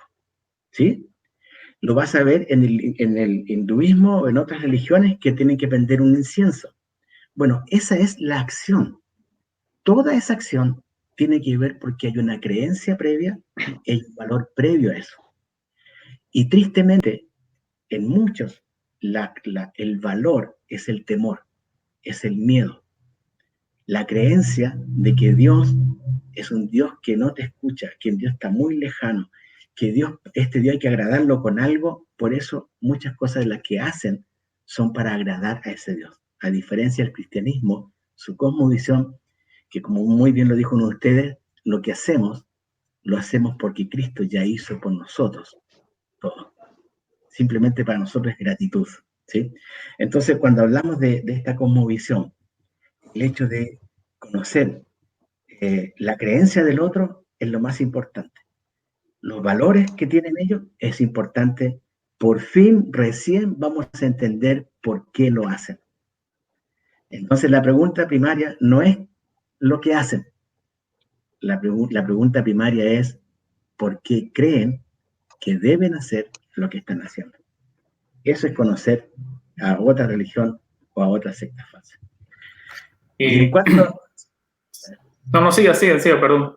No, y en cuanto al tema creo que mencionaste algo de la iglesia, pero no recuerdo muy bien la última parte de la pregunta. Sí, lo que pasa es que a veces vemos, por ejemplo, con respecto al Islam, ¿no? El Islam no viven simplemente su religión o su cosmovisión, no la viven simplemente en la mezquita, ¿no? Sino que la sacan a todos los ámbitos, sea político y sea social también, ¿no? Pero vemos que el cristianismo como que está huyendo de eso, ¿no? O ya ha huido de eso, ¿no? ¿Cuál es su postura o qué pensamiento tiene con respecto a esto? Bueno, espero que después de lo que diga, quizás nunca más me van a invitar, pero no importa. No. Mira, es interesante lo que tú dijiste, porque tú sabes que el cristianismo se empezó a tener templos del año 300 después de Cristo, ¿cierto? En adelante, eso dice la historia. Por lo tanto, hasta el año 300, después de Cristo, la iglesia nunca se dejó encerrar. Nunca estuvo encerrada en un templo. La iglesia era vivida en casas. Pablo lo dice en Romanos, ¿cierto? Cuando termina su libro, dice, te saludan los de la casa de, te saludan los de la casa de, te saludan los, etcétera. ¿Por qué? Porque la vida era una vida comunitaria. Cuando tú lees, por ejemplo, Hechos 2, del 2 al 47, ves el impacto de la iglesia dentro de los primeros cristianos. Cómo los cristianos sin un templo evangélico, iban todavía al templo judío, pero sin tener un lugar de reunión para ellos como creyentes, su vida, tú miras los principios, hay cerca de 15 principios de vida de los cristianos en Hechos 2, del 42 al 47. Y ninguno de ellos vivido bajo una estructura burocrática de iglesia, sino era qué es lo que el Señor estaba haciendo con ellos para glorificar su nombre. Entonces, cuando la iglesia, bajo mi punto de vista, por supuesto, en el año 300, después de Cristo, se deja encerrar en templos, empieza a perder ese impacto comunitario, ese impacto que se había dado durante los 3 primeros siglos. Ustedes saben que durante los 3 primeros siglos de la historia del cristianismo, todo el imperio romano sabía quién era Jesús. No que eran creyentes todos, pero sabían de Jesús. Se escuchaba quién era Jesús. Pablo ya lo había hecho en el primer siglo. Y hasta el tercer siglo ya era conocido el nombre de Jesús. Entonces, ¿qué pasó? La iglesia se empieza a encerrar y ustedes ven tristemente, que cuando la curva de ¿cómo les explico? La curva de impacto de la iglesia se empieza a bajar. Y en la historia recién empieza en la Edad Media, cuando se habla de la Reforma, es que la iglesia como que vuelve a un top alto, ¿cierto? Con la escritura, traducción de la Biblia a distintos idiomas, llega todo el tema de los reformadores, todo esto impactante. Pero ¿qué pasó después? ¿Qué pasó después de la Gran Reforma en los siglos posteriores? Nos damos cuenta que igual la iglesia empezó a decaer. Volvió a entrar nuevamente en ese, como en la época de la Reforma, ¿no? Una oscuridad, a esconder nuevamente las escrituras. Mira, la Reforma fue espectacular, nadie lo duda. Pero la Reforma no duró hasta el día de hoy, por eso que hoy día se está hablando de Reforma. ¿Entienden? Porque hoy día no se estaría hablando de Reforma si la Reforma hubiese continuado. Es obvio que algo pasó. Es obvio que las iglesias se encerraron de nuevo. Es obvio que las iglesias perdieron el centro de la escritura. Es obvio que en el continente viejo hoy día se está evangelizando. Es obvio que lo que pasa en Latinoamérica hoy día es producto de que se quiere volver a colocar la escritura en el nivel que tiene que estar. Es porque desde la Reforma en adelante, hermano, no es así que fue un pico tan alto que continuó. No, empezó a bajar. Hubo cierta gente en algunas partes de este mundo, pero no fue el impacto mundial. Y acá es donde yo creo que lo que me quiere preguntar José, entiendo, es el hecho de ¿cuál entonces hoy día es el tema de la iglesia? Porque si no le ponemos atención, puede que hoy día, si el Señor nos da, qué sé yo, 5 siglos más, hermano, sería triste que en 5 siglos más hubiera otra reforma más. Porque en este siglo fue todo espectacular, algo el siglo XXII, y después de vuelta, y después tengamos que hablar de nuevo de otra, no sé cómo llamarle, de otra, que Dios quiera bendecirnos de vuelta. Entonces, cuando hablamos de historia de la iglesia, hermanos, yo quiero ser como bien honesto en esto. La lectura tiene que ser correcta. La lectura es que la iglesia se dejó encerrar. Que siempre hubo un hilo rojo que cruzó la historia de la iglesia, es así. Pero nunca fue como en los primeros 3 siglos de la iglesia, nunca fue como en el tiempo de la Reforma. Fueron los 2 picos muy altos que tuvo la iglesia cristiana evangélica. Y el precio que se pagó fue precio de sangre, ustedes saben. Primeros 3 siglos, mártires tras mártires, niños, jóvenes, adultos, familias enteras, muertas por causa de Cristo. Tiempo de la Reforma, muerte de gente también cristiana, que tuvo allá el caso de Wycliffe, ustedes saben, un hombre que fue allá muerto, después sacaron sus huesos, su cuerpo, lo colocaron atado a caballos y lo arrastraron por toda la ciudad. Hermano, ese es el precio de la iglesia. Entonces, cuando hablamos de hoy día, de si la iglesia está encerrada, yo tristemente tengo que decir que en muchas partes sí, que en muchas partes la iglesia está encerrada. No, hermano, no porque quiera estar encerrada. José y Agustín, yo quiero apuntar fuertemente aquí al liderazgo. El tema pasa por el liderazgo. Es el liderazgo el que tiene que orientar a la iglesia de Cristo hacia donde tiene que ir la iglesia hoy en día. El mandato de Cristo de Mateo 28, de ir y hacer discípulos, jamás tuvo una fecha de caducidad. Jamás. Hasta el día de hoy está presente. Es una orden y la iglesia no lo está tomando como orden. Los líderes no lo están tomando como orden. Lo están dejando a un lado cuando es el mandato principal. ¿Cómo va a saber un musulmán, un budista, un hinduista, un católico, un israelita, no importa quién sea, si no vamos y hacemos discípulos a las naciones? No, ¿qué estamos esperando? Que vengan a la iglesia, que vengan al templo. Entonces, ¿qué hacemos? Tomamos Hechos 2:47. Bueno, el Señor añadió a su iglesia los que habían de ser salvos. Bueno, está bien, entonces, hermano. Esa no es la actitud que tuvo Pablo. La actitud de Pablo fue, sé todo esto, pero fuimos mandados a ser discípulos. Y el precio que se paga va a ser en algunos casos muy alto, y esto demuestra cuán creyentes somos realmente del Señor. No sé si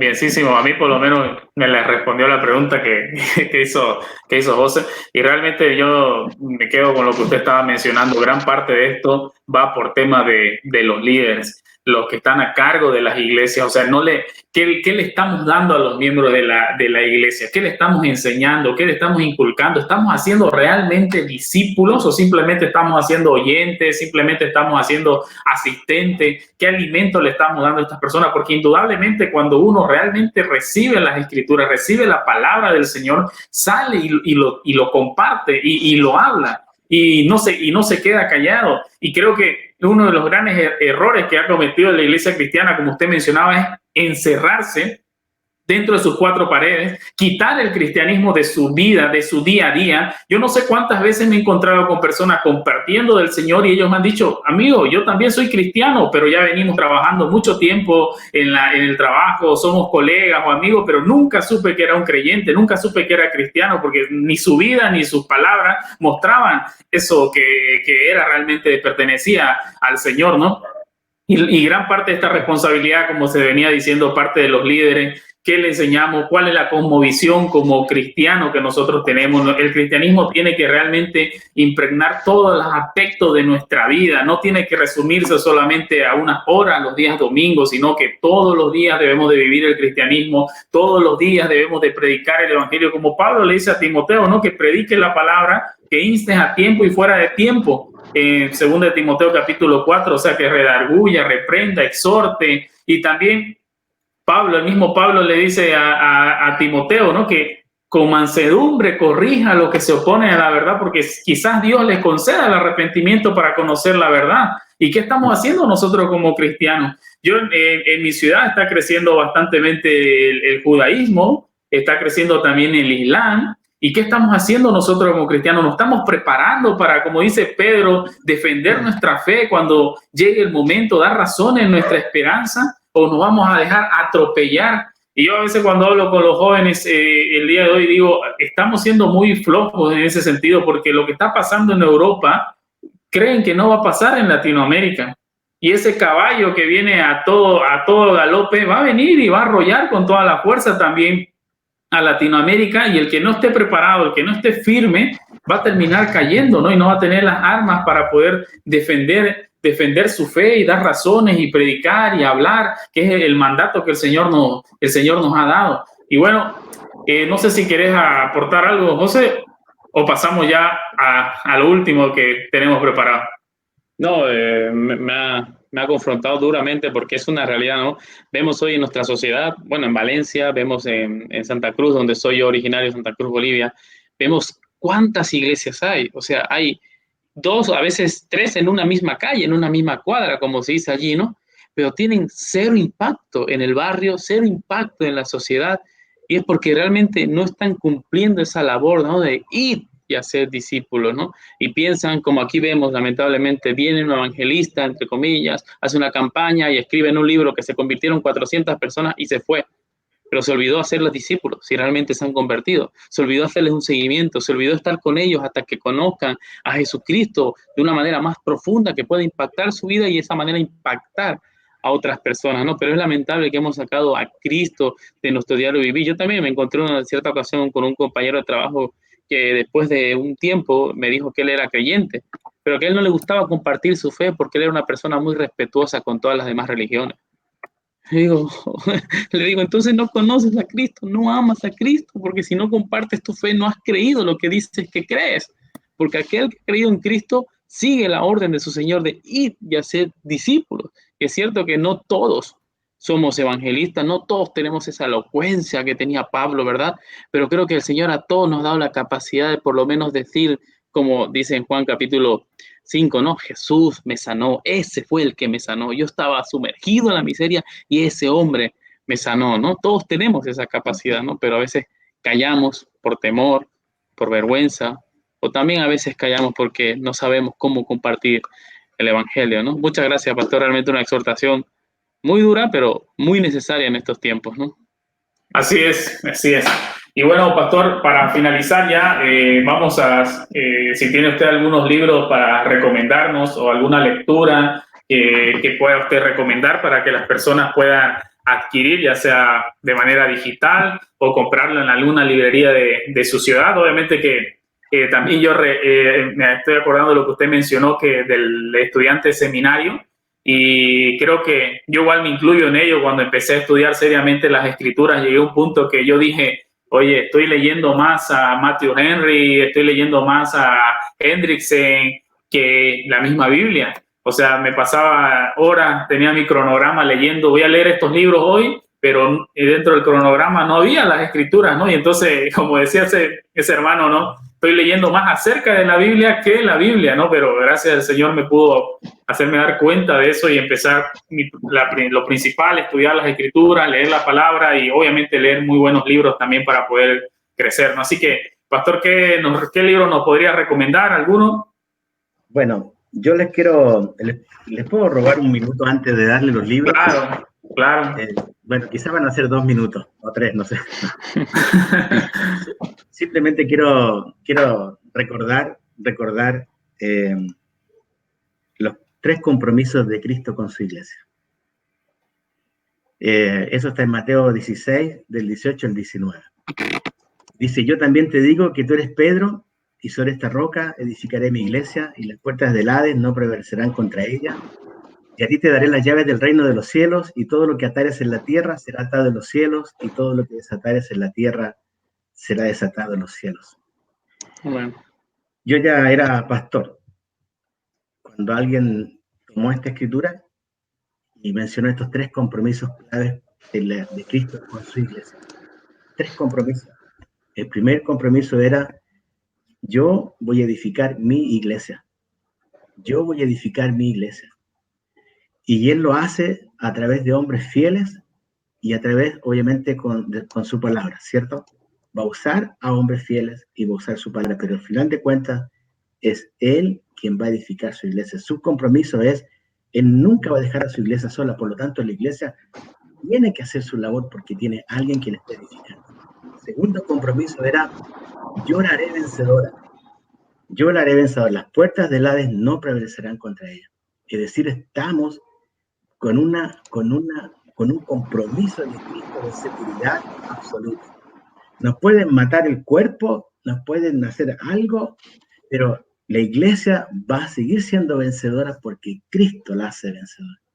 La hizo vencedora, especialmente contra el pecado. Y tercer compromiso era: la iglesia iba a tener un mensaje. Cristo le iba a dar el mensaje: a ti te daré las llaves del reino. A ti te daré las llaves del reino. Y hermanos queridos, cuando nosotros entendemos estos 3 compromisos, entonces la iglesia hoy día no tiene que tener miedo de avanzar en medio de religiones falsas, en medio de denominaciones, en medio de sectas, en medio de energía. Puede caminar en absoluta seguridad, porque Cristo edifica, Cristo hace vencedora a su iglesia, y la iglesia tiene un mensaje, no tiene que inventar nada, escrito está. ¿Sí? Así que bueno, hermanos queridos, quería solamente decirles eso. Muy bien. Les quiero sugerir solamente algunos libros de base. Hay algunos que son un poco más densos que otros, pero hay uno que es muy, no sé si básico, pero es muy importante. Se llama Alégrense las Naciones, de John Piper. Este libro de Alégrense las Naciones es bastante interesante porque la premisa de este autor va justamente para que Cristo sea glorificado. Es decir, no es un punto de vista humanista, sino es más bien Cristo honrado a través de la salvación de las personas. Y trae algunas cosas insertas que son bastante interesantes. Un libro que es muy bueno, pero que es muy bueno, yo lo recomiendo, especialmente a los que son líderes. Este libro, y también si no lo sos, pero te gusta leer, hay un libro que se llama Hacia un entendimiento de las religiones populares.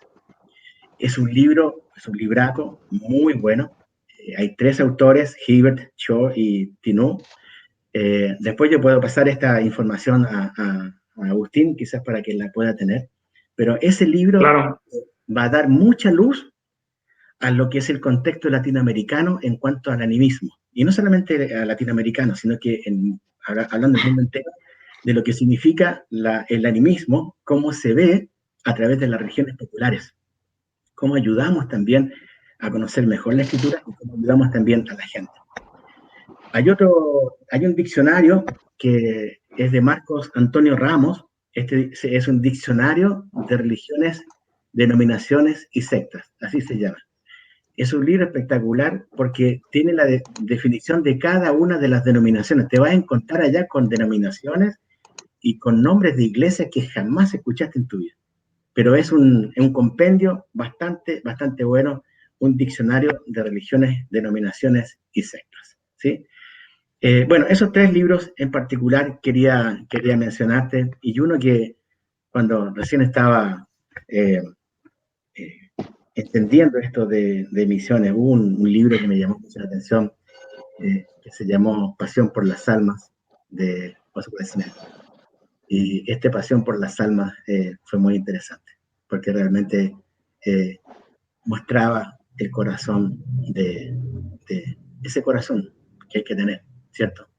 Entonces, cuando hablamos de religiones, de sectas, hermanos, estamos hablando de gente. Estamos hablando de gente perdida. Entonces estamos hablando de almas que si no conocen al Señor van rumbo directo al infierno. Entonces, que Dios nos dé un corazón misericordioso, así como Él lo tuvo por nosotros.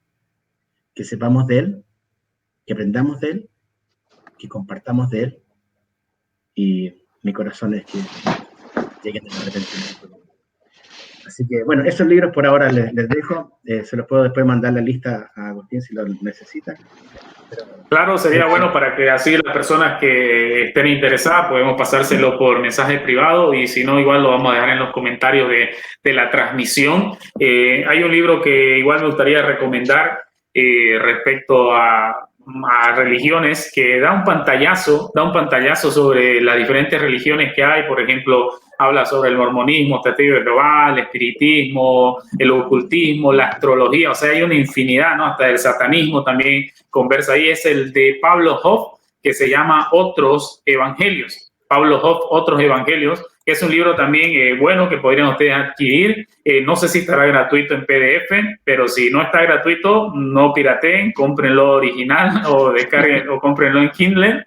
Así que ese sería un libro corto que podría recomendar y no sé si José tenía alguno para recomendar. Sí, especialmente tal vez para las personas que nos escuchan de aquí en esta parte de Europa. Tengo yo una trilogía que escribió César Vidal, no sé si lo conoce el pastor. Él escribió una trilogía con respecto a las 3 religiones que han influenciado mucho, ¿no?, en esta parte de Europa, que están influenciando mucho en esta parte de Europa, ¿no? Primero es acerca del Islam, de Mahoma el Guía, se llama.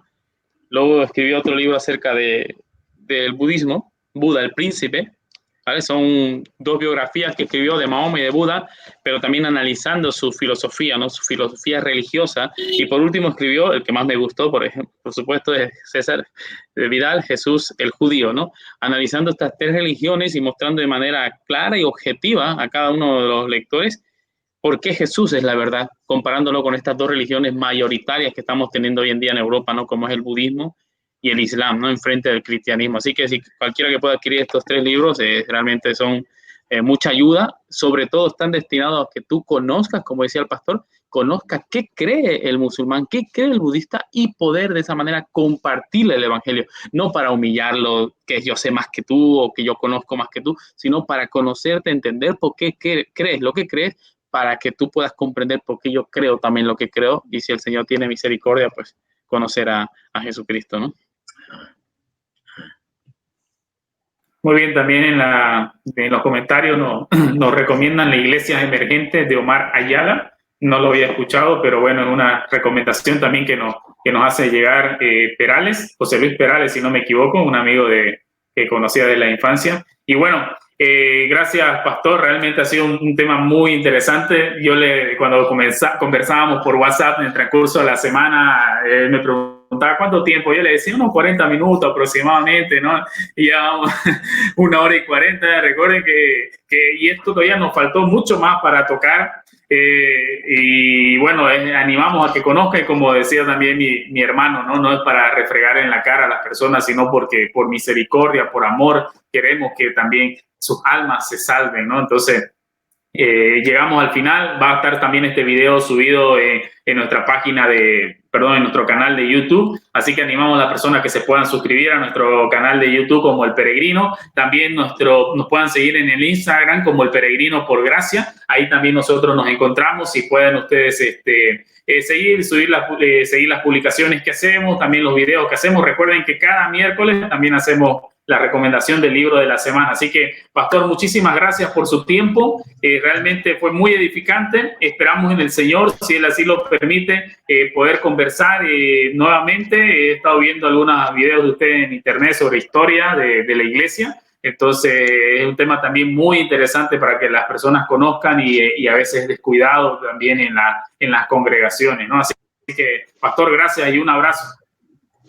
Bueno, gracias a ustedes, un privilegio. Gracias por conocer a Agustín también, por ahora tenerte ya más en mi rostro, o sea, en mis ojos y también en mi mente.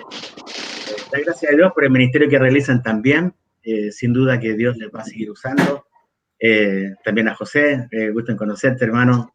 Y qué bueno saber que estamos tan distantes el uno del otro, pero tenemos a alguien que nos nuclea, que es el Señor. Así que yo muy agradecido de parte de ustedes por esta invitación, muy contento. Mucha gente también está orando por este tiempo, de distintas partes, para que fuera algo lindo. Y más que lindo, mi único anhelo, como les expresaba, era esa carga que tenemos que tener como iglesia de que el perdido conozca pronto al Señor, que realmente lleguen a los pies del Señor como Dios nos permitió llegar a cada uno de nosotros. Así que, hermano, que Dios les bendiga y que use al peregrino y a ustedes para su gloria y para su honra. Igualmente, muchísimas gracias, pastor. Me despido. Saludos al pastor Sam Master, que en enero coincidí con él en Barcelona. Realmente me encanta coincidir con él, hablar con él y pasar un tiempo ahí, ¿no? Sobre todo las clases que nos da cuando viene a Barcelona. Así que, pastor, muchísimas gracias nuevamente de mi parte por su tiempo y espero que sea la primera de muchas más que podamos tener estas conversaciones interesantes. Un saludo y que el Señor te bendiga. Dios les bendiga. Muy bien, José, hemos estado conversando aquí con el pastor, ha sido realmente muy edificante la entrevista que hemos tenido, así que gracias a todas las personas nuevamente que se han conectado. Nos está diciendo Juan Gabriel Domínguez, sería bueno que dejen grabada la conversación, va a estar grabada en la página del Peregrino, eso nos pueden buscar en el Facebook, así que José, sin más que decir, nos despedimos hasta la próxima entrevista que vayamos a tener o la próxima conversación entre nosotros. Gracias por tu tiempo también a vos y un buen día del Señor el día de mañana. También a las personas que nos están viendo, un buen día del Señor el día de mañana. Acordémonos de nuestro Señor, de nuestro Creador y reunámonos en lo que tiene la posibilidad. Nosotros todavía en nuestra ciudad no podemos reunirnos físicamente, así que vamos a estar orando y un abrazo. Así es, no, bueno, nosotros aquí en Valencia ya se ha levantado un poco este toque de confinamiento, si se puede decir de esta manera. Mañana tendremos una reunión, 2 reuniones, estamos obligados. Yo pensé que algún día íbamos a hacer 2 reuniones en la iglesia, pero no pensé que lo íbamos a hacer tan pronto, así que estamos obligados. Y bueno, es una bonita obligación, la verdad. ¿No? Aunque un poco cansador, sí, pero es algo bonito tener 2 reuniones en la mañana para poder así dar cabida a todas las personas, ¿no? Así que, hermanos, todo aquel que puede congregarse, puede reunirse, hágalo, aproveche esta gran oportunidad que el Señor nos da, que aún aquí en Occidente nos podemos congregar de manera libre. Hay muchos hermanos que no pueden hacerlo. Y también quiero aprovechar para que algunos que nos están escuchando, si tienen algún tema que quieren que nosotros tratemos, un tema teológico, un tema acerca de la vida cristiana que quieren que tratemos aquí con algún que nosotros buscamos, obviamente un invitado, tal vez nos dicen, sí, quiero que trates algo acerca de escatología con John MacArthur. Será un poco difícil, lo podríamos intentar, pero si tienes algún tema que quieres que tratemos, pues puedes dejarlo en los comentarios o escribirnos un mensaje privado y nosotros pues estaremos encantados. Sí, en los videos de la página ya hemos tocado temas como la adoración bíblica, la importancia de estudiar los idiomas originales, hemos tocado sobre la predicación expositiva, ahora sobre religiones y sectas, también hemos hablado sobre la confesión positiva, si en mi boca hay un poder para declarar las cosas, y tenemos varios temas que ya hemos venido tocando en el transcurso de estos meses y esperamos seguir creciendo. Y como decíamos al inicio del video, nosotros también estamos prestos a aprender, no nos creemos los sabelotodos, los grandes teólogos. También si usted tiene sugerencias o tiene alguna observación, estamos prestos a escucharlo, a leerlo, para que así podamos juntos crecer en conocimiento del Señor y aprender más. Y así que, bueno, José, entonces cerramos una vez la transmisión y espero que te vaya bien y saludo a todos los que nos han seguido. Nos vemos, José. Un abrazo. Chao, chao, amigos.